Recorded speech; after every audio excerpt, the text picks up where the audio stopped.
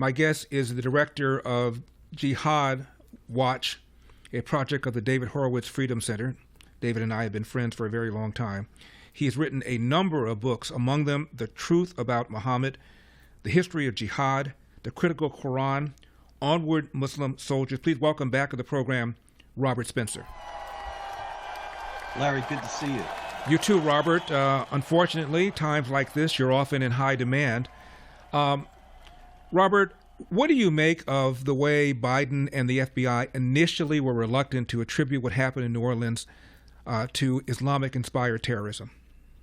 It was completely characteristic. This is, after all, the administration that has insisted for 4 years now, in the teeth of all the evidence, that white supremacism represented the largest terror threat that the country faced. Not only Biden, but Merrick Garland, Christopher Wray, and many other top officials echoed this many times. And meanwhile, they downplayed and denied the reality of Islamic terror. They spoke about Islamophobia far more often than they ever talked about Islamic terror. So it was only a matter of time before something like this happened. And Robert, of course, the Secretary of Defense shut down the military for a few days to root out the white supremacy in our military ranks until he found out there really wasn't any.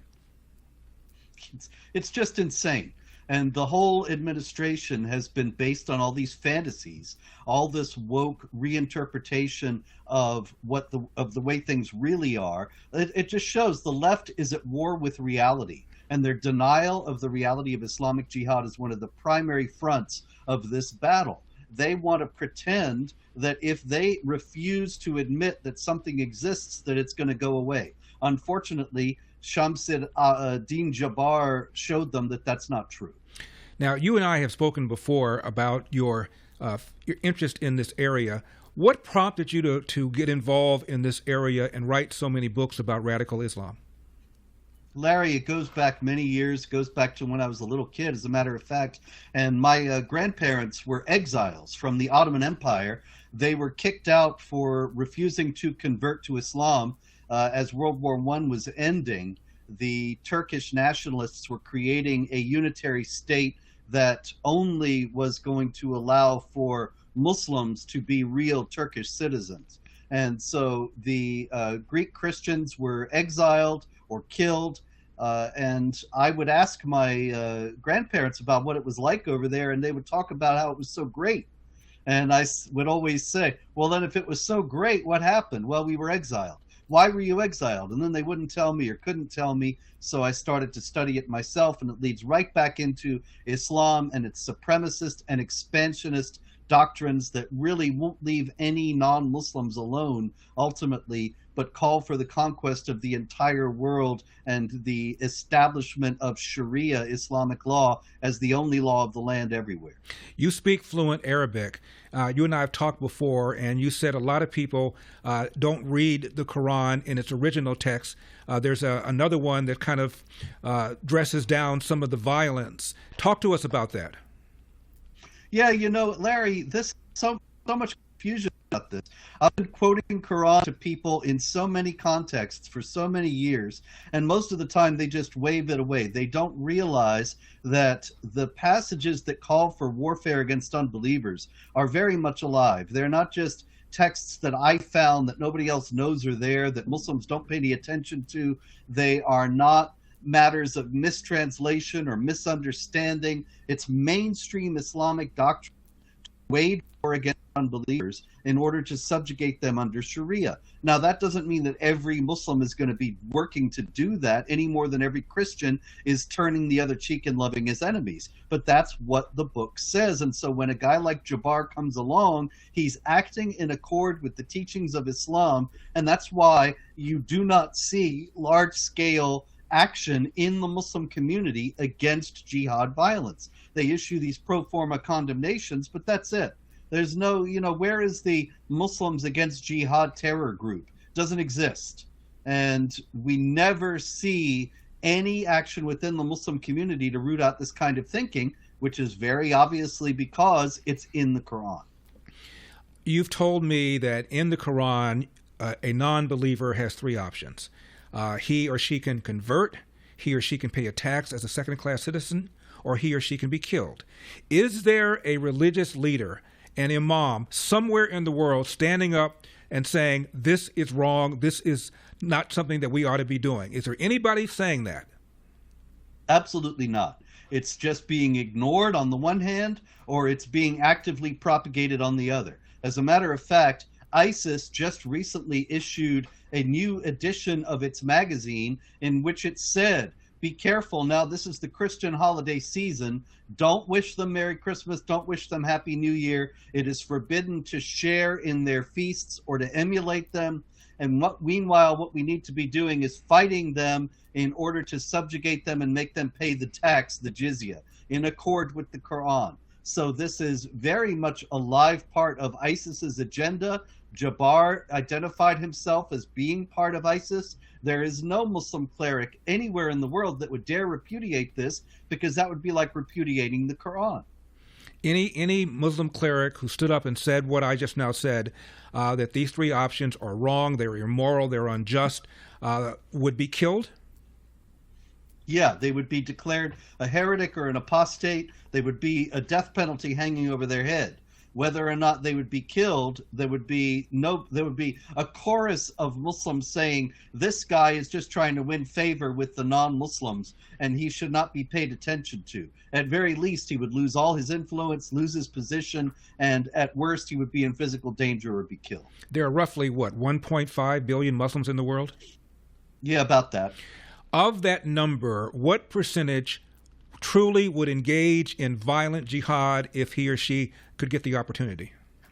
That's likely a much larger number than most people realize, but there's really no way to estimate it, because the problem is you've got so many hundreds of millions probably of Muslims who know full well this is part of their religion, and they're never going to stand up and condemn somebody like Jabbar, but they don't have the will, they don't have the courage, they don't have the religious commitment to carry through with this kind of activity themselves. However, they're never going to stand up and condemn it either. And so it's likely that there are many, many more violent jihadis than we think, because a lot of Westerners think, well, if you got secular Muslims, guys that are drinking beer and whatever and ignoring Islamic teaching, then those guys are not going to go jihad. That is not necessarily so, because there have been many cases in which people like that wake up at a certain point and say, oh no, I've been living this terrible sinful life. How can I wash away my sins? The only way to do that in Islam is to do something that's a good deed that outweighs the bad deed. And jihad as a good deed outweighs everything else. My guest is Robert Spencer, director of Jihad Watch. Robert, if you can stick around for one more segment, I want to ask you about Hamas. I want to ask you about how popularly supported Hamas is in Gaza. And I want to ask you a more fundamental question. Is Islam compatible with a constitutional republic, which is what we have, of course, here in America? Not a democracy, a constitutional republic. Is Islam compatible with that? My guest is Robert Spencer, director of Jihad Watch. 888-971-SAGE, 888-971-7243. Do not leave town. You're listening to The Larry Elder Show.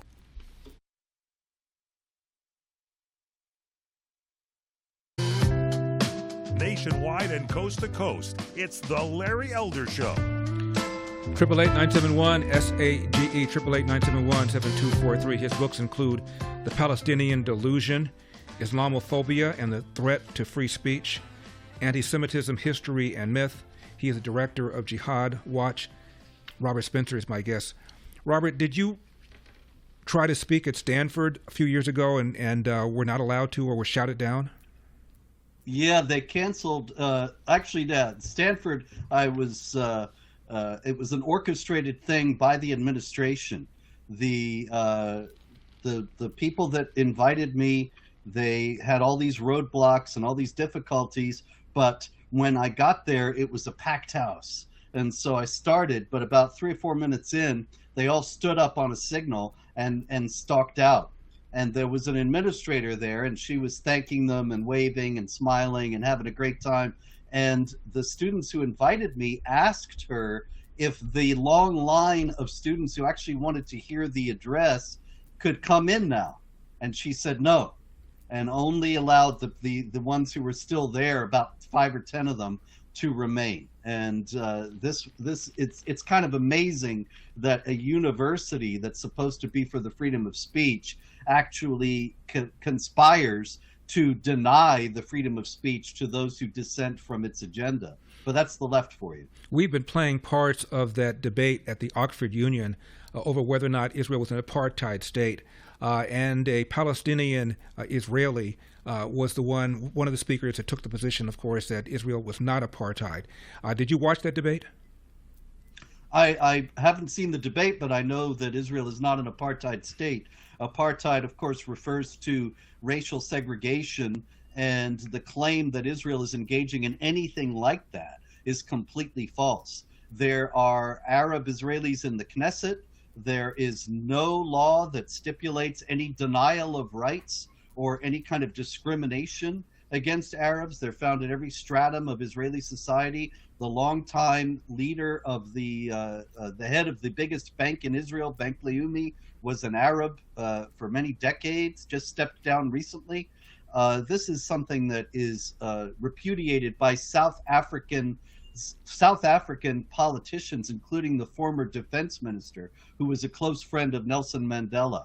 And he went to Israel and he said, this is not an apartheid state. If you think this is an apartheid state, you don't know what apartheid is. Right. So it's astonishing that this is even a talking point of the left, but reality, like I said in the first segment, it's never been their strong suit. No, it's absurd. The Palestinian Israeli who defended Israel, and by the way, served in the IDF, he volunteered, was named Yosef Hadid. He made many of the points you just now made. I urge you to check it out. It was quite an extraordinary performance. Regarding the war in Gaza and Hamas, what I'm hearing is, well, the majority of people in Gaza don't really support Hamas, but if they dared speak up, they'd be killed. What is your reaction to that? I think that the polls that show that the majority of people in Gaza support Hamas are likely accurate. Certainly there are some who think, I hate these people, and if I speak up, I'll be killed. That's absolutely true. But the fact is that, like ISIS, Hamas is carrying out the teachings of Islam. And most of the people in Gaza are Muslim, and they think this is great. They killed 1,200 Israelis on October 7th. Great. As a matter of fact, quite recently, the Gazans who were polled were saying, yeah, we want Hamas to be part of the government after this war is over. So they haven't even learned anything from what's happened.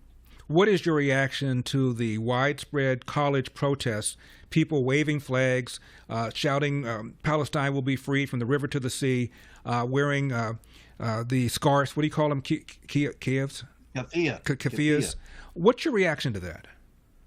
Well, you know, Larry, that's the fruit of the long march through the institutions that the left started in the 1960s. They took over the universities, they made them into propaganda machines instead of institutions of higher learning. And then there's mass migration of Muslim Arabs into the United States. So you have all these Muslim students in American universities, you have all these leftist students. They've all been propagandized, indoctrinated, and lied to by their professors so that they think in these Marxist terms that Israel is this oppressor state as well as an apartheid state. And so they're out there thinking that they are fighting on behalf of a righteous cause when actually they're standing up for bloodthirsty jihad terrorists and being used as useful idiots by the people who've programmed them. 90 seconds, Robert. What do we do about it? And is Islam compatible with a constitutional republic? Well, Islam is not. There are many Muslims who may well be because they want to live their lives like everybody else. But Islam, in its classic formulations, absolutely cannot coexist with a free constitutional republic that guarantees the equality of rights of women and the freedom of speech and the equality of rights of all people before the law. All these things are denied in Islam. So there's just no way. What we need to undertake is a new long march through the institutions, but we don't really have time for that. What we need to do is call upon the universities at very least to allow for dissenting voices, or they get no federal money, they get no taxpayer money, their endowments are cut off entirely. Of course, many of them have millions of dollars built up. We got to call upon the donors to stop giving to them. and make it clear that they're going to suffer at the pocketbook if they keep up this fascism. Robert Spencer, head of Jihad Watch. Again, the books are The Truth About Muhammad, The History of Jihad, The Critical Quran, Onward Muslim Soldiers, and about 20 others. Robert, thank you very much for coming on. God bless. Good to see you, Larry. You too. Thanks for watching these clips from The Larry Elder Show. If you enjoyed this content, be sure to subscribe to my channel and hit the bell icon so you never miss a moment. More thought-provoking discussions are just a click away, so stay tuned, and we'll see you in the next one.